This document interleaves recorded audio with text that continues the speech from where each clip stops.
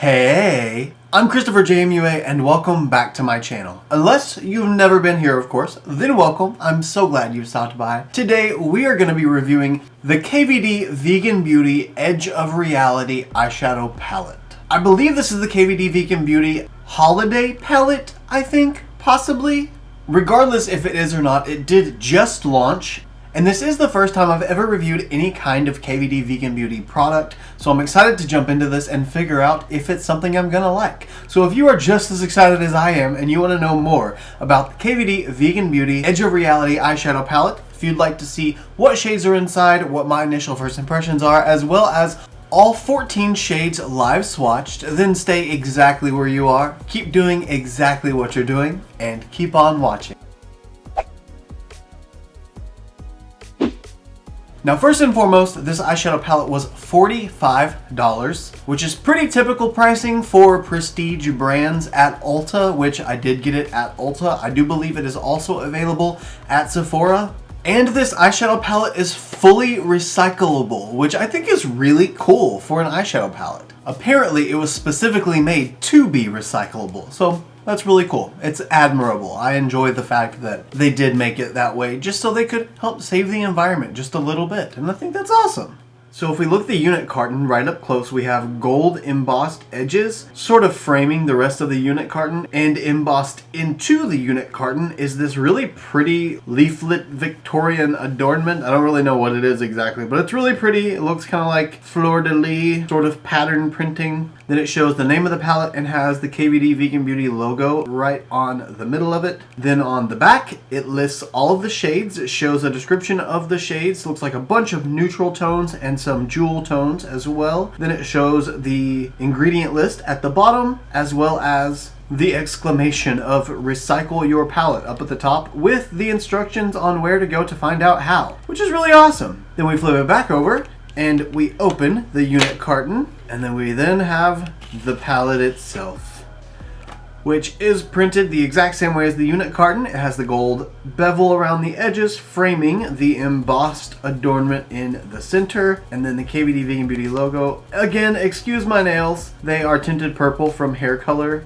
I know it doesn't look the best, but they're there.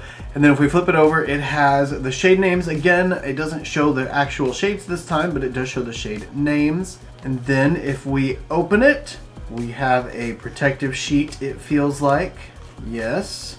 And then we have the eyeshadow palette itself.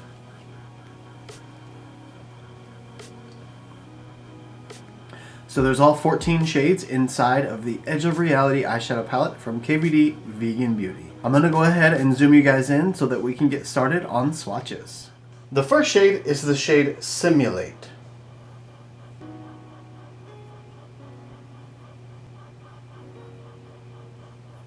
Then the shade Immersion, Code,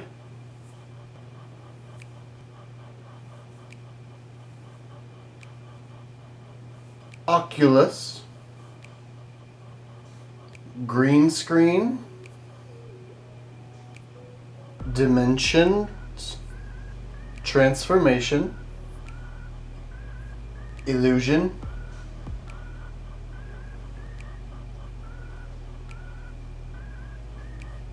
Levels,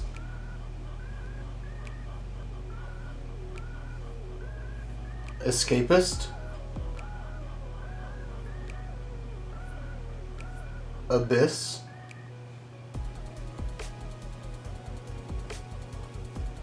Teleport, 4D, and the very last shade is the shade Critical. And with that, that is every single shade from the KVD Vegan Beauty Edge of Reality Eyeshadow Palette. As always, I will insert photos of the swatches, one with flash here,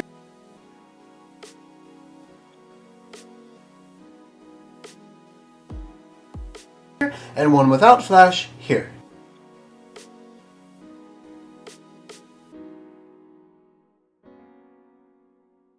And here we have our video close-up of every single swatch.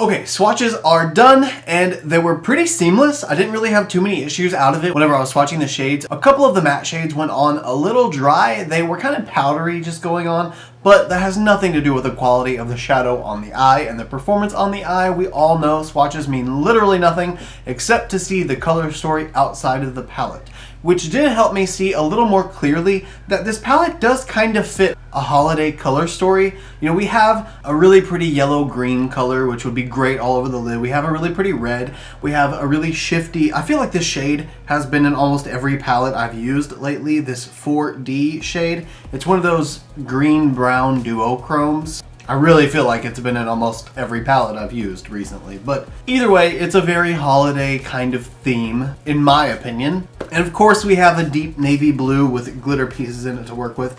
But I did want to mention, just off of the palette aesthetic, with this palette being $45, I did actually kind of expect a mirror. It has this boxy border around it so that it encompasses the bottom piece, which has the palette in it, but the palette comes out.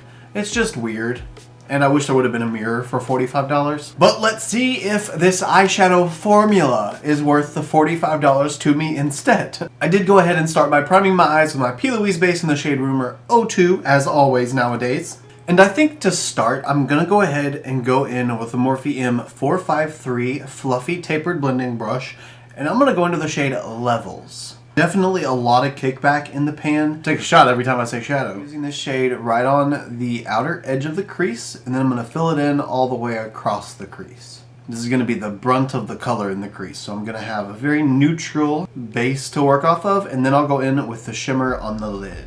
I mean, honestly, when it comes to using the mattes in this palette, you've sort of only got two options to go. Cool toned or warm toned. And in today's instance, I'm choosing cool toned. The shadow's definitely got some pigment to it. It's going on very nicely so far.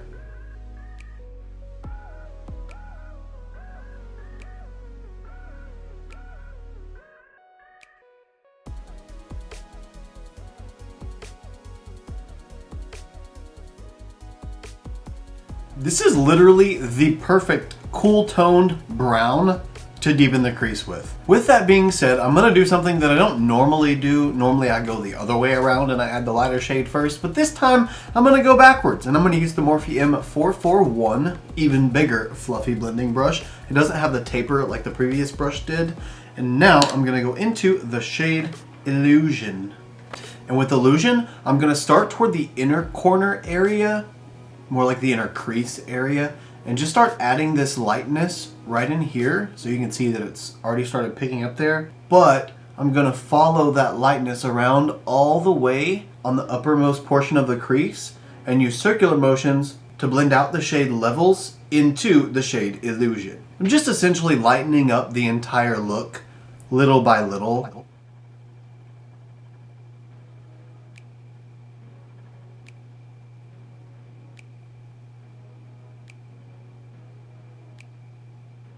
There we go. That's looking a lot softer, a lot more blown out and lighter. I'm still debating whether or not I want to make this more like a Christmassy look or just a really pretty neutral look. I'm having a little bit of trouble blending out the shade Levels and making it look blended, like seamlessly blended.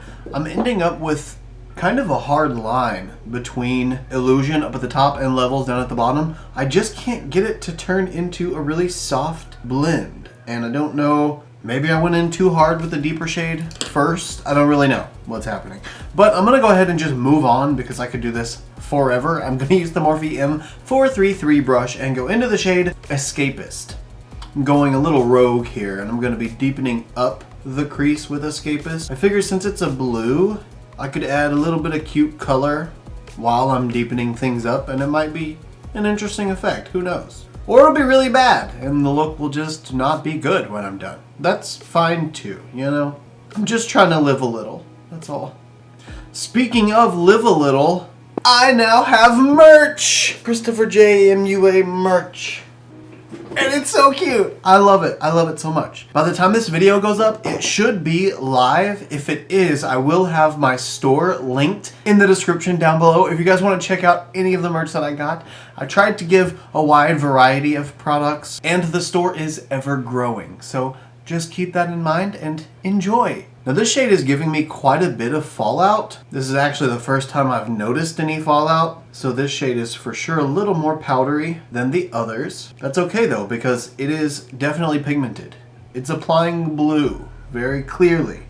Now I'm gonna go back in with the M453 that I used earlier in the shade Levels, and I'm just gonna lightly go over the edges of Escapist just to blend it into Levels without expanding the blue way too high. And I just want it to be in the crease. And there we go. I'm blue, da-ba-dee-da-ba-die. Since I now have the crease filled up with all the colors that I think I want to use, it is now time to add some shimmer. And I'm gonna use I'm gonna use whatever this brush is, which is very large and round and flat. And I'm going to go into the shade Critical. Now with this shade, I'm just gonna fill the lid. No spraying the brush, no tacky base, just going right in with the shadow directly on top of whatever's there. Rather dull on initial application, but it is building up to be slightly more reflective and foiled with the second layer. Now for the third. Third layer is definitely getting us more toward an opaque red with even more of a metallic result. And luckily, it's not building up texture currently. It's just building up metallic reflect, which is good because textured lids are not cute, unfortunately. Okay, after 6 layers of eyeshadow, this is the point that I'm at. It's actually quite beautiful. It's not super metallic and reflective, but it's not bad either.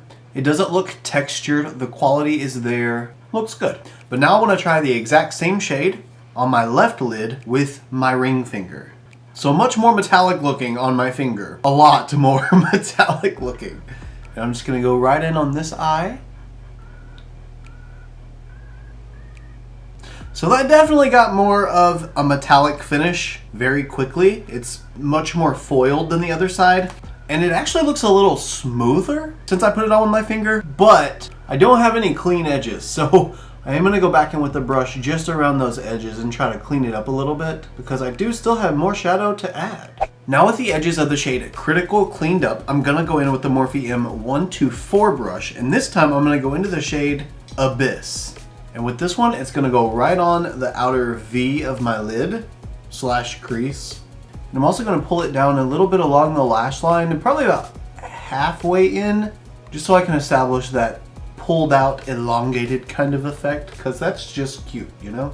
This Abyss shade is so interesting. Like it's black, but it's much more than that. It's black and it's green and it's brown and it's just very unique. And at last, it is time to emphasize the inner corner of the lid. And to do that, I'm gonna use my Midas Cosmetics 3 Ojitos brush set flat packing brush. And I'm gonna go into the shade Dimensions. And Dimensions is gonna go right on the inner corner of the lid.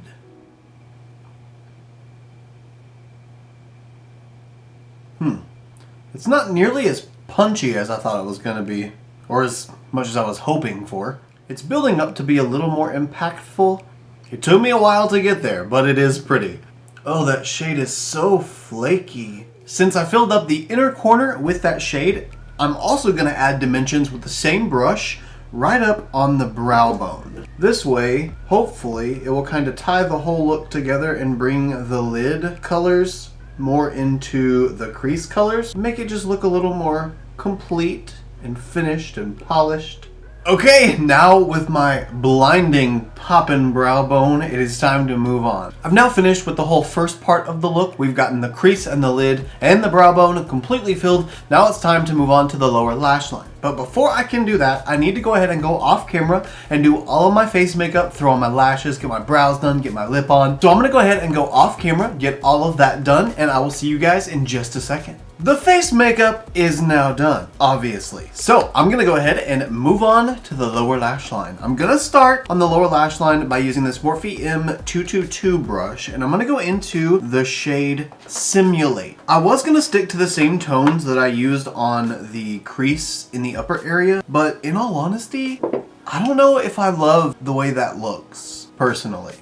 I just feel like it's a little boring up there, you know? I feel like there are definitely other options within this palette that I could have gone with that probably would have been a little more exciting than adding blue to a cool toned brown to make it look like a blue-gray. I obviously did not think that through very extensively, but you know what? That's the point of a first impressions, to give my full and honest first impressions. And with that being done, now I'm going to go into the shade levels, and I'm going to use the Morphe M456 brush, and I'm pretty much going to smoke out Simulate with levels, add that cool smoky tone down to the lower lash line as well.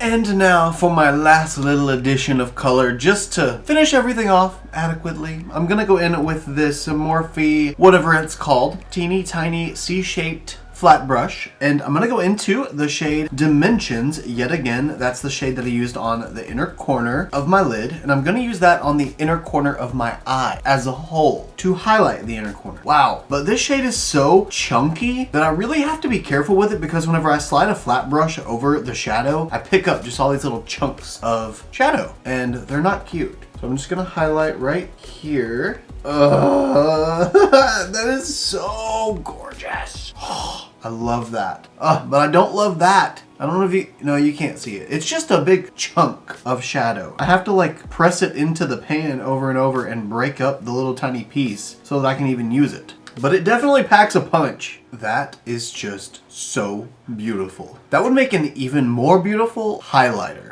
I bet that would be a really pretty highlighter. Actually, my highlighter that I'm wearing right now kind of looks like that shade. With that last shade right on the inner corner, that finishes off the eye look. So I'm gonna go ahead and go into my Il Makiage Icon Mascara and finish off my lower lashes. And once I do that, this look will be completely finished, and I'll be able to give my final thoughts on the KVD Vegan Beauty Edge of Reality Eyeshadow Palette. So I'll be right back. I'm literally getting fat.